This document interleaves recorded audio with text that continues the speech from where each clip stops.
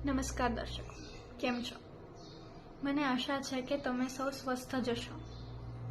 મારું નામ હેતવી છે અને હું તમારી સમક્ષ આજે લઈને આવી છું કંઈક અલગ.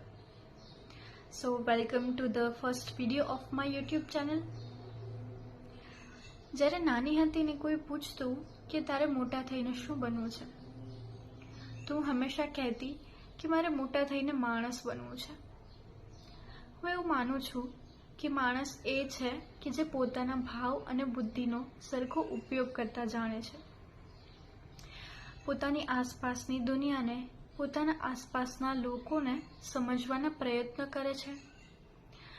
પોતાની લાગણી અનુભવતા અને વ્યક્ત કરતા જાણે છે. હંમેશાથી વિચારતી કે કોઈને મદદ કરી શકું એવું કંઈક કરવું છે. કોઈનું દુઃખ સાંભળી શકું એવું કંઈક કરવું છે. કોઈના ચહેરા પર એક નાનકડું સ્મિત લાવી શકું, બસ એવું કંઈક કરવું છે. તો એ જ વિચાર અને ઉદ્દેશ્ય સાથે આજે હું તમારી સમક્ષ આવી છું. મારી આસપાસની દુનિયાને સમજવા અને મારી લાગણીને શબ્દોમાં વ્યક્ત કરવા. મને પહેલાથી લાઈફ વિશે બહુ પ્રશ્ન થતા કે આ જીવન શું છે, કેમ છે, હું કોણ છું. આવા તો અગણિત સવાલો અને એનાથી વધારેના કેટલાય જવાબો હશે. ક્યારેક એમ થાય કે આખું જીવન સવાલોને જવાબોમાં જ વીતી જશે. પણ આ બધામાં જીવવાનું તો ના ભૂલી શકાય ને. મને એવું લાગે છે કદાચ કે જ્યાં સુધી મૃત્યુ ના આવે ત્યાં સુધી આ જીવનમાં જીવવાનું જ સૌથી વધારે મહત્વનું છે. પણ જીવન શું છે? શું પૈસા એ જીવન છે? શું કેરિયર કે ભણતર એ જીવન છે? શું પરિવાર કે મિત્રો એ જીવન છે? ના. એ બધું જ જીવન જરૂરી હોઈ શકે, પણ જીવ જરૂરી નહીં. જીવને જરૂરી તો માત્ર એક શાંતિ જ છે. પણ શાંતિ મળે છે ક્યાં આજકાલ? જીવનના દરેક ફેઝ કેટલા અલગ હોય છે ને. બાળપણ કેટલું મજાનું, કેટલું સરળ હોય છે.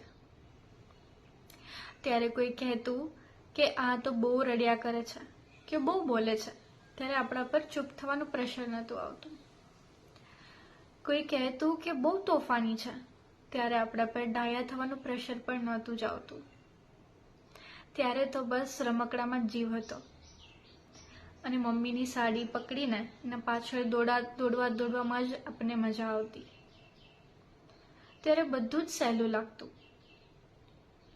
સમજતા થઈએ એટલે આ દુનિયાના રિવાજ અને અર્થ વગરના નિયમો આપણા સામે મૂકવામાં આવે છે.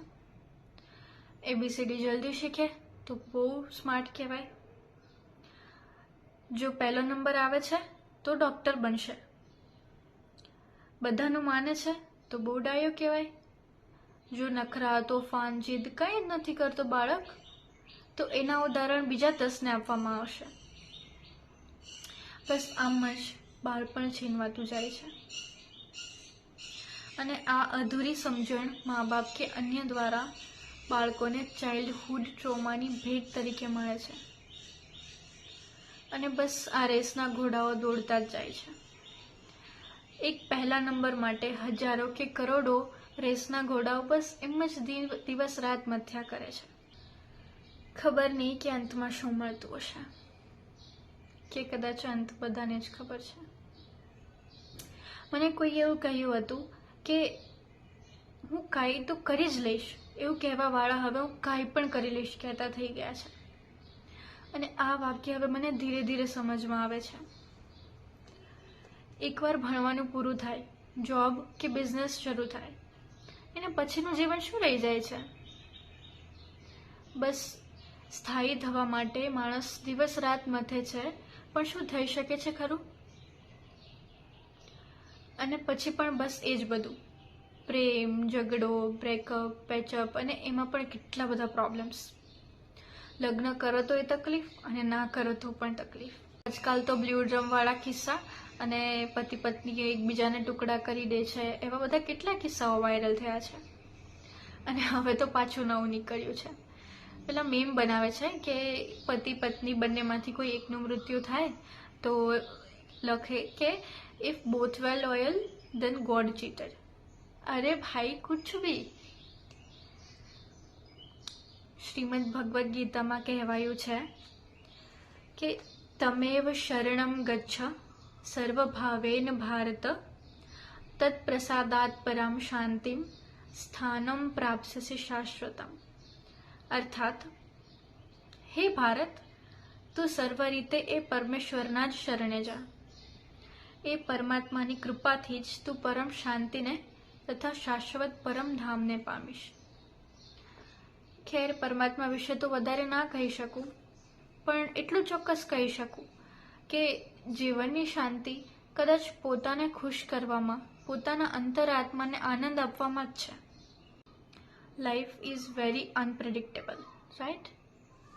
કાલે શું થશે કોને ખબર છે? કાલે આંખ ખુલશે કે નહીં એ પણ કોને ખબર છે? તો બસ જે છે આજમાં છે, તો આજે જ જીવી લઈએ ને. વરસાદમાં પકોડા ખાવાનું મન થયું છે તો શેની રાહ જોવો છો? કોઈના પ્રેમમાં છો તો ભવિષ્યની ચિંતા કર્યા વગર એને માણી કેમ નથી લેતા? ફરવા જવું છે તો પૈસાનો જુગાડ કરીને નીકળી કેમ નથી જતા? કોઈની કેર કરો છો તો જતા બી કેમ નથી શકતા?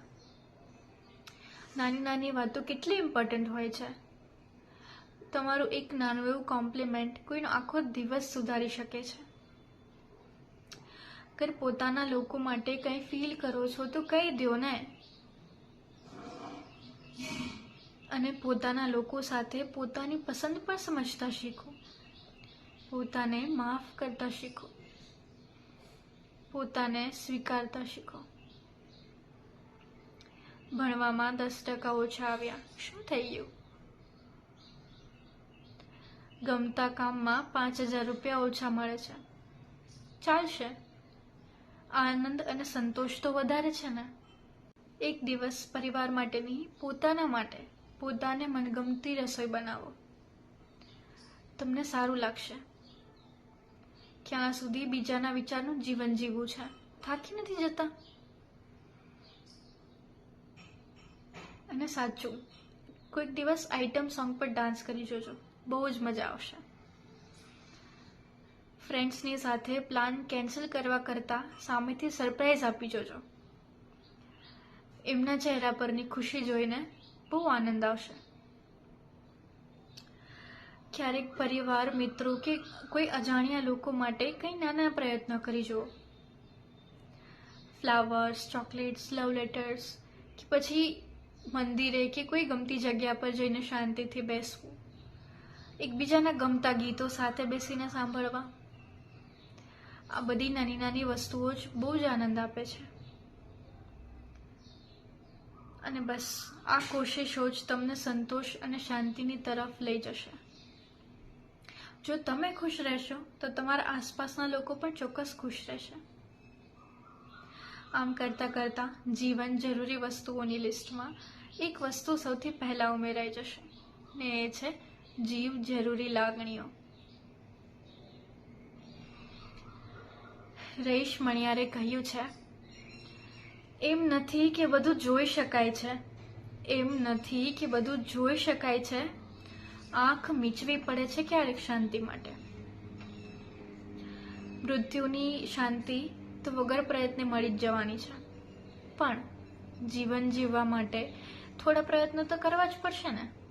તો આજે પોતાના માટે કે પોતાના લોકો માટે કંઈક કરી જુઓ. અને શું કર્યું તમે એ કમેન્ટમાં જણાવવાનું ના ભૂલતા. અને સાથે એમના રિએક્શન પણ જોજો અને એ પણ જણાવજો. ચોક્કસ તમને પણ સારું લાગશે અને બધાને જ સારું લાગશે.